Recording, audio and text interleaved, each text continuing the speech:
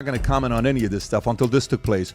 Watch what she says. The entire internet has reacted to this. Here's Brittney Griner. They're playing against the Indiana Fever, and look what she's saying. Go ahead, Rob. For the ticky-tack fouls that we were talking about earlier today. Well, that pretty much sounds like trash. If you want fans, if you want your league to grow, act like a professional, okay? The league already started underwater, and instead of fixing it, they're just poking more holes in the boat. And think about it, Brittney Griner talking all that trash. We traded the merchant of death for your ass, and you're out there talking Patrick Bet-David's co-host, Vincent Oshana, just completely tore into Brittney Griner for her racist outburst against Caitlin Clark. And the internet is exploding over it. The PBD team didn't hold anything back as they called out Griner's disgusting behavior and exposed the WNBA's blatant hypocrisy. This wasn't just commentary. It was the truth bomb everyone's been thinking, but too afraid to say out loud.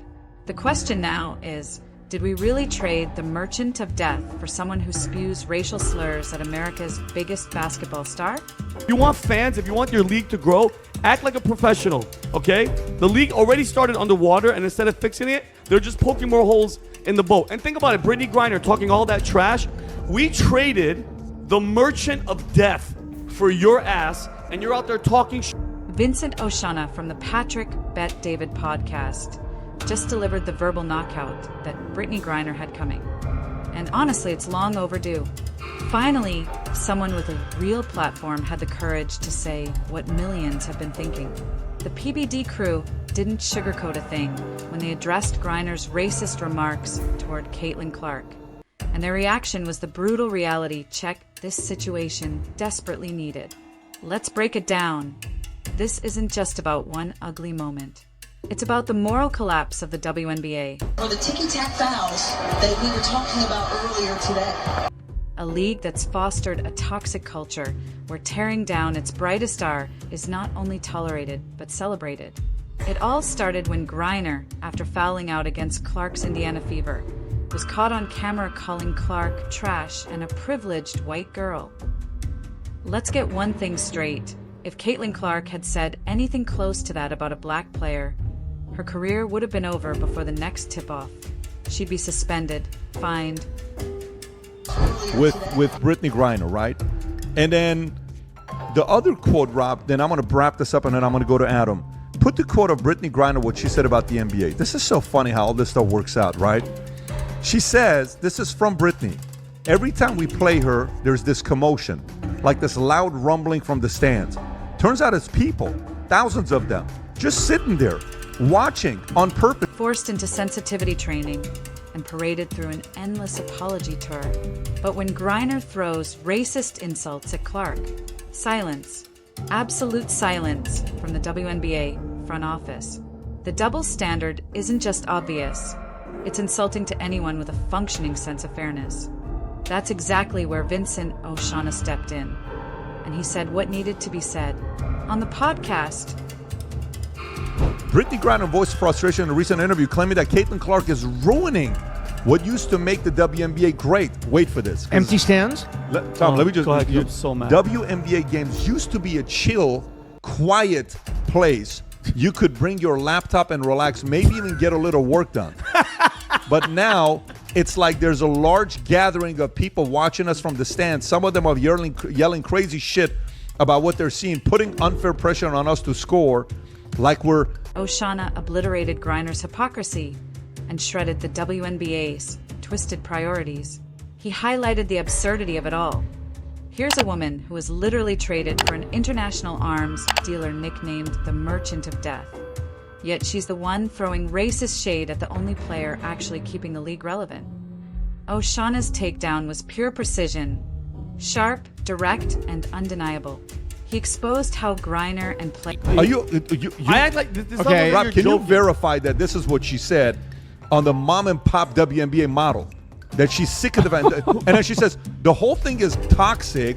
I saw a guy with his daughter in the crowd, both of them yelling, couldn't hear what they were saying exactly. But players like Angel Reese act as if the league owes them everything, walking around with chips on their shoulders instead of gratitude, despite being well-paid professionals living their dream. they somehow play the victim because the most talented player in the league happens to be white. The entitlement is staggering, and Oshana didn't let that slide. Rewrite 6. But the Patrick Bet-David crew didn't stop there. They also touched on something most mainstream outlets. The WNBA is never, ever, ever going to work and never make money. And this is exactly what Caitlin Clark gets for bending the knee. You guys remember when she said, when we lost all respect for her, when she said, I want to say I've earned every single thing, but as a white person, there is privilege. And the more we can elevate black women, this is going to be a beautiful thing. That's when it was all over. And Angel Reese and Brittney Griner, they walk around like the league owes them something. Even Ryan Clark's attitude as if, bro, where's the victimhood? These are freaking millionaires. Like, what are you talking about? It's attitude, it's no humility, just entitlement, and that's not confidence. Won't dare discuss Caitlin Clark's misguided bend the knee strategy. Remember when Clark made those awkward comments about white privilege and uplifting black women? Oshana and the team called that the exact moment fans started losing respect for her, and they weren't wrong. Rewrite 7. Clark tried to play the politically correct card, believing that by acknowledging her so-called privilege and saying all the right things, she'd finally gain acceptance among her peers. Instead, it backfired.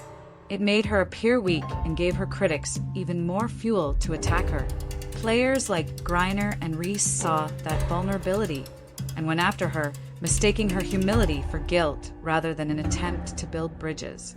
The PBD team perfectly explained why the WNBA remains a financial mess. Despite having the most marketable athlete in women's basketball history, instead of uplifting and safeguarding their star player, the league has fostered a culture where targeting Clark isn't just tolerated, it's practically encouraged. Oshana's take on the merchant of death trade drove home just how absurd the situation really is. The US government literally exchanged one of the world's most dangerous arms dealers to free Griner from a Russian prison, where she was being held on drug charges. And this is how she repays that, by making racist remarks toward the player, single-handedly keeping her league relevant. The timing makes her comments even more disgraceful. Clark is currently sidelined with an injury for 2 weeks, and viewership is expected to nosedive in her absence. The WNBA is about to be reminded just how much its survival depends on her star power. Yet instead of showing gratitude, veterans like Griner seem intent on driving her away. The Patrick Bet-David team also exposed the WNBA's double standards with brutal clarity. The league instantly opened an investigation into alleged racist remarks from fans toward Angel Reese. Accusations no one actually heard and that might not have even occurred. But when clear footage surfaced of Griner making racist comments about Clark, silence. The message couldn't be clearer.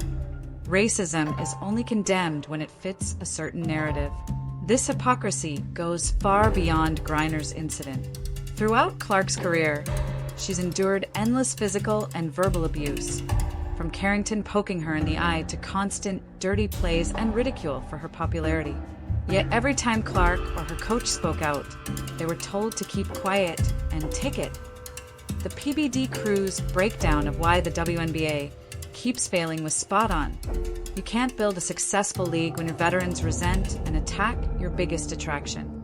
That's not social justice, it's business suicide.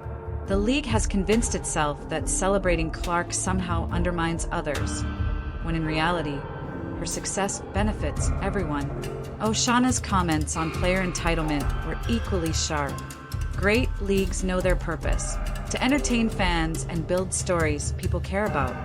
The WNBA, on the other hand, behaves like its job is to preach social issues while delivering mediocre basketball. That's not confidence.